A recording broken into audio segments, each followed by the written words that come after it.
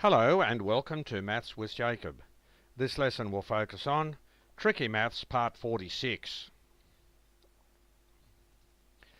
In a jar there are 160 marbles. The ratio of blue marbles to red marbles is 3:5. How many of each colour are there in the bag?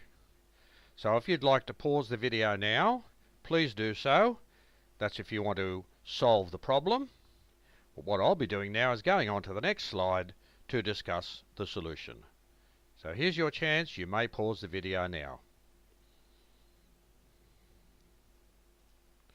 Step 1. Add the two ratios together to get the total number of parts. So each of the ratios was 3 and 5, so if you add those together that gives you 8.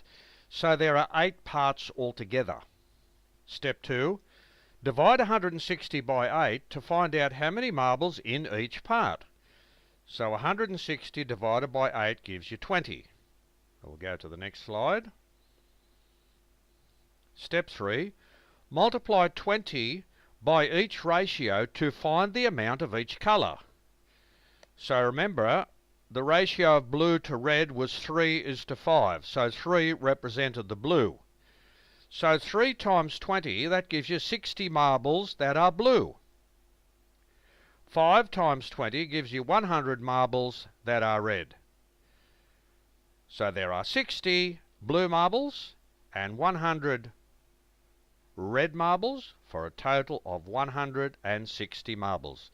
This is a very popular question to do with ratio, and you'll meet these quite often in your school career.